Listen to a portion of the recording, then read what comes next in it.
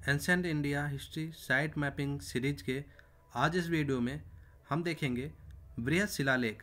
पिछले क्लास में हम लोगों ने लघु शिलालेखों को कवर कर लिया है। जिन्होंने नहीं देखा वो ज़रूर देखिए, क्योंकि ये अशोक के जितने शिलालेखों के सीरीज हैं या जितने शिलालेख हैं वो काफ़ी ज़्यादा इंपॉर्टेंट होते हैं और ये क्लास भी बहुत इंपॉर्टेंट होने वाला है। तो देखते हैं, आज हम अशोक के शिलालेख बृहद शिलालेख देखेंगे। हमने बताया था कि क्रम वाइज हम जो लघु शिलालेख हैं सबसे प्राचीन पढ़ते हैं, उसके बाद बृहद शिलालेख और सबसे जो नवीनतम होते हैं स्तंभ लेख। तो हम बृहद शिलालेख आज और स्तंभ लेख दोनों एक क्लास में ख़त्म कर देंगे। तो स्टार्ट करते हैं इस वीडियो में बृहद शिलालेखों को।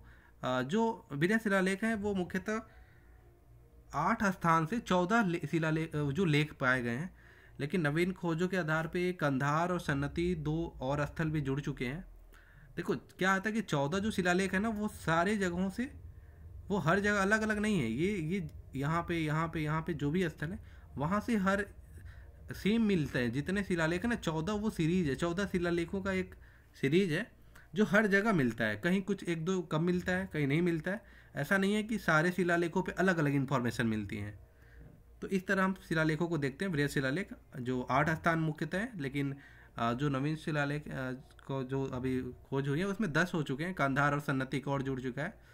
तो देखते हैं इस मैप में बृहद शिलालेखों को। चलिए, कांधार, अशोक के बृहद शिलालेख कांधार। ये आप यह मौर्यकालीन स्थल दक्षिण पूर्वी अफगानिस्तान में अरगनदाब नदी के किनारे स्थित है। यहाँ से अशोक का द्विभाषी अभिलेख मिलता है। ये भी चीज़ें इंपॉर्टेंट होती है कि अशोक के जो वेस्टर्न पार्ट में ना द्विभाषी अभिलेख जहाँ से मिलते हैं, तो वो भी देखना होता है। कांधार से द्विभाषी अभिलेख मिले हैं, ये याद रखने वाली चीज़ है। इसके अलावा यहीं पे हम देख लेते हैं शहबाजगढ़ी को। यह वर्तमान पाकिस्तान के खैबर पख्तूनख्वा प्रांत के मर्दान ज़िले में स्थित है। इसमें प्राकृतिक भाषा के साथ खरोष्टी लिपि का भी प्रयोग हुआ है। यहाँ से मौर्य शासक अशोक का 14वां बृहद शिलालेख मिला है। 14वां बृहद शिलालेख मिलता है शहबाजगढ़ी से। प्राकृतिक भाषा और खरोष्टी लिपि का प्रयोग हुआ है। मर्दान जिले, खैबर पख्तूनख्वा, शहबाजगढ़ी और कांधार, शहबाजगढ़ी और मानसेहरा, ये तीनों स्थल एक ही दिशा में। तो हम देख लेते हैं वहीं पे एक बार पहले इसके बारे में। मानसेहरा यह पाकिस्तान के भी खैबर पख्तूनख्वा प्रांत में है।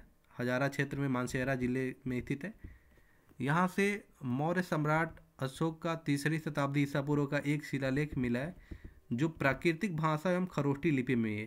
ठीक है, मानसेहरा और जो शहबाजगढ़ी है वहाँ से प्राकृतिक भाषा और खरोष्टी लिपि मिली है। कांधार से हैं द्विभाषी शिलालेख मिलते हैं, जो आर्यमाइक लिपि में और साथ में जो खरोष्टी लिपि है उसमें।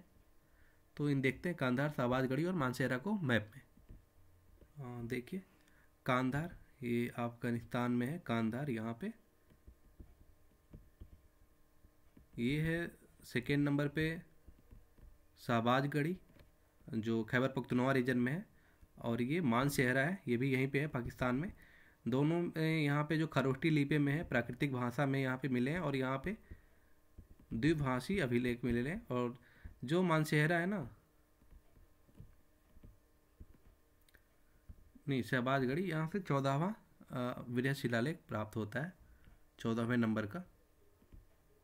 नेक्स्ट यही कांधार से है सरेकुना नाम से, यहाँ से एक लघु शिलालेख भी मिलता है हमें।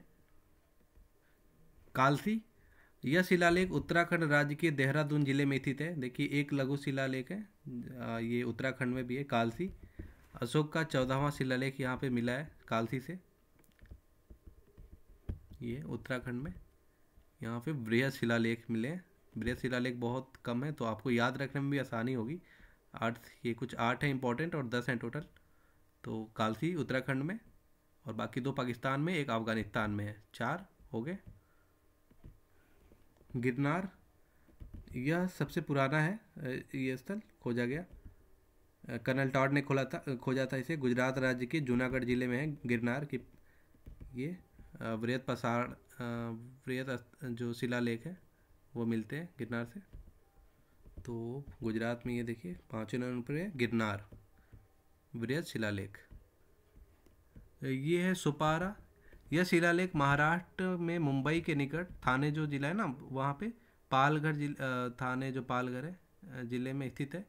यहाँ प्रस्तर अभिलेख 9 तथा 8 या 9 के अंश उपलब्ध हैं, 8 तथा 9 के। तो 8वें और 9वें नंबर के जो शिलालेख है ना, मैंने पहले ही बताया कि 1 से लेकर 14 तक लाइन में जैसे होता है कुछ चीज़ें लिखी जाती है, वैसे ही 8वें और 9वें नंबर के जो लिखे हुए मिलते हैं शिलालेख यहाँ पे मिलते हैं सुपारा से। 6वें नंबर पे यहाँ पे सुपारा हुआ मुंबई के पास।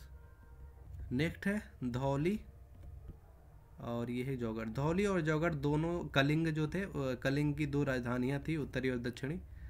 उड़ीसा राज्य में है धौली, भुवनेश्वर के निकट खुर्दा जिले में स्थित है। यहाँ अशोक का एक महत्वपूर्ण शिलालेख पाया गया है जिस पर अच्छे शासन से संबंधित सिद्धांतों का उल्लेख है। उज्जैनी एवं तक्षशिला का उल्लेख है।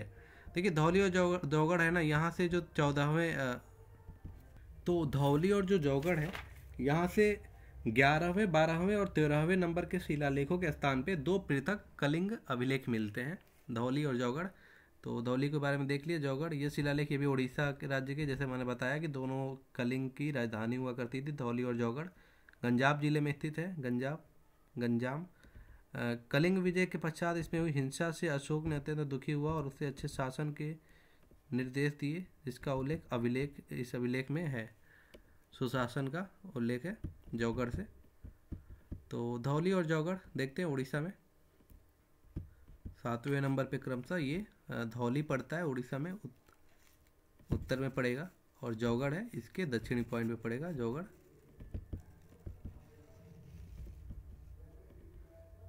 ये है जौगढ़, सॉरी यहाँ पे।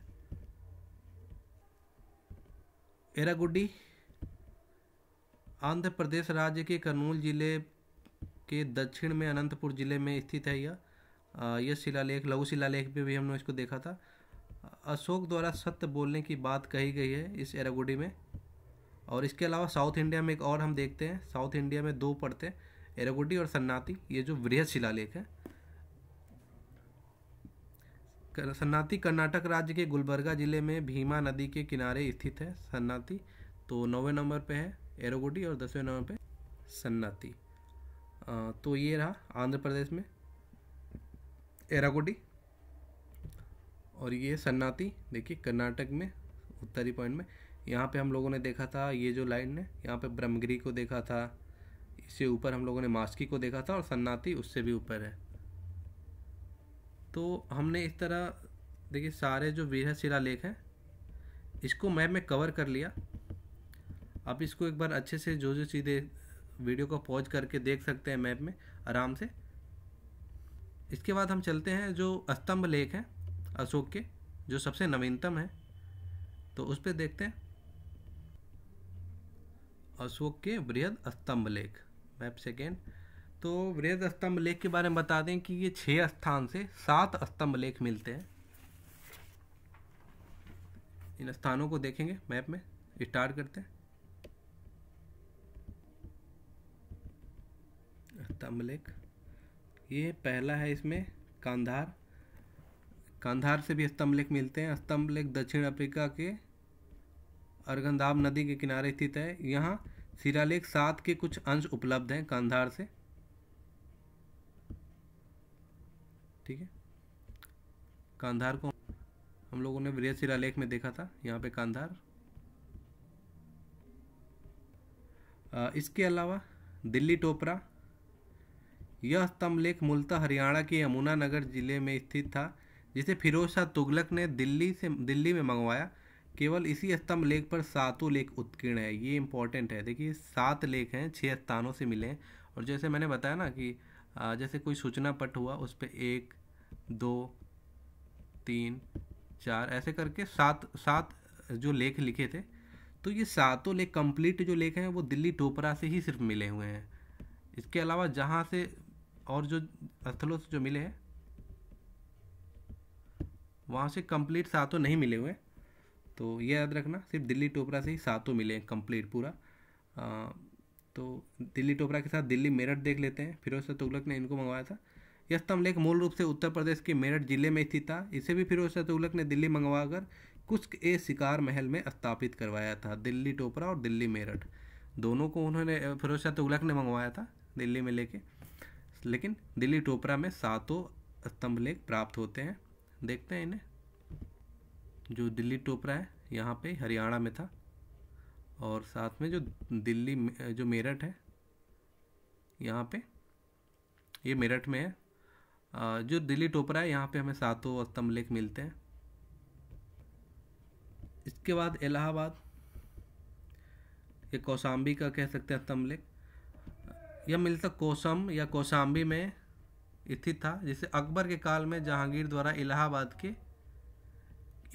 के किले में स्थापित करवाया गया।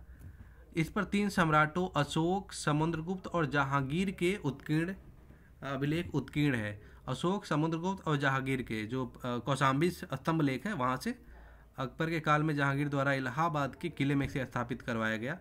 कौशाम्बी में था पहले, जो प्रयागराज से थोड़ी सी दूर है। तो 5वें नंबर पे देखते हैं कौशाम्बी, चौथे नंबर पे कौशाम्बी, यह स्तंभ लेख। 4 जगहों को हमने कवर किया अभी। 5वां लौरिया नंदगढ़।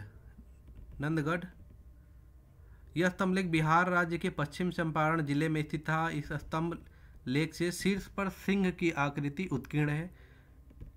इस पर औरंगजेब का अभिलेख भी उत्कीर्ण है। आप देखिए, याद रखिए, बिहार में पड़ता है, वेस्टर्न चंपारण में, पर यहाँ पे औरंगजेब के भी अभिलेख उत्कीर्ण मिलते हैं। और जो स्तंभ लेख मिलता है ना, स्तंभों की क्या होती थी कि उस पर जो हमारे इंडियन, ये हालांकि हम ईरानी परंपरा से सीखा हुआ ये विधि है स्तंभ की, पर जो मिलते थे जो पिलर, उसके ऊपर हमारे यहाँ कहीं सिंह होते थे, कहीं बैल होते थे, कोई पशु आकृति होती थी, मूर्ति बनाई जाती थी। तो लौरिया नंदगढ़ से जो है शीर्ष पर सिंह की आकृति, शेर है उसकी आकृति मिलती है। और वहीं पे है लौरिया अरेराज, ये पूर्वी चंपारण जिले में है बिहार का। तो ये देखते हैं लौरिया अरेराज और लौरिया नंदगढ़। देखिए, वेस्टर्न चंपारण में पड़ता है लौरिया नंदगढ़, और लौरिया अरेराज पड़ेगा वेस्ट जो पूर्वी चंपारण है, यहाँ पे। और ये है लौरिया अरेराज। नेक्स्ट है 7वां जो है रामपुरवा। यह भी बिहार के पश्चिम चंपारण जिले में स्थित है। शीर्ष पर बैल की आकृति है। देखिए, वेस्ट चंपारण से तो नंदगढ़ है, यहाँ पे सिंह की आकृति मिलती है, यहाँ पे बैल की आकृति मिलती है रामपुरवा से। दोनों वेस्ट चंपारण में है रामपुरवा। देखिए, यहीं पे 7वें नंबर पे जो एरो पॉइंट है वहीं पे वेस्ट चंपारण है। इस प्रकार हमने इस वीडियो में बृहद शिलालेख और बृहद स्तंभ लेखों को कवर किया। आगे की वीडियो में हम और मौर्यन साइट को कवर करेंगे। तो मैपिंग सीरीज में आप ऐसे ही बने रहिए, प्लेलिस्ट पे जाके सारे वीडियो देखिए। और आज के लिए फ़िलहाल इतना ही। Thank you.